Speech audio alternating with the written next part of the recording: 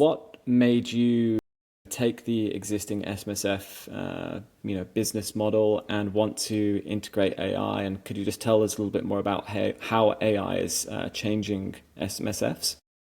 Sure. I've always been at the forefront of technology within the firms that I've led. And when I decided to found my own firm, I took a 6-month break, contemplating what's the perfect business model, how does it look, what's the next biggest thing that's going to impact on the sector in the next 10 to 20 years. And the two things that I determined was the first being AI and what impact that was going to have on resourcing and the accounting staff that basically sit offshore doing most of the accounting for most Australian firms, but also the reducing number of financial advisors in Australia. A lot of people don't realise that in 2019 we had 26,500 registered licensed advisors. Today we just have just over 15,000.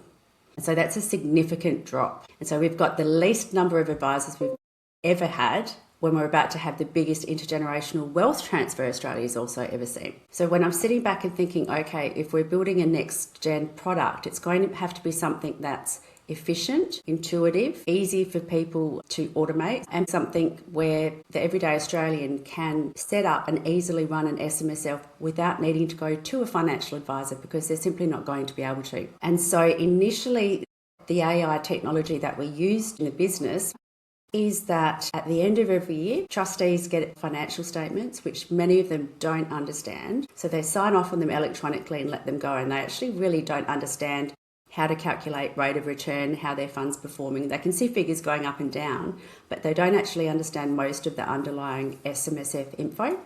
So we were the first pioneer in Australia to use AI technology to take the data out of the SMSF software, analyse it and convert it into a personalised video report for every single one of our clients.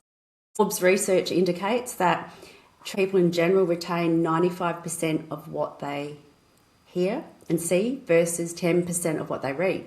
And what we find is that people watch the video, because it's only 3.5 minutes, several times over. And so they're actually really thinking about their SMSF, and that's what we want our clients to do at the end of the day. That's a really good use case of AI and one that's very exciting of the SMSF accounting and portfolio review space. In terms of new trustees that you're seeing register for SMSFs, could you tell us a little bit about what that demographic looks like? What are they investing into, and how is that shifting over the course of your career? Okay, so 20 years ago, for example, people setting up SMSFs were usually aged over 50, if not more. They were nearing retirement, and it was usually on the recommendation of a financial advisor who would then assist them with running them. And running them was quite complicated.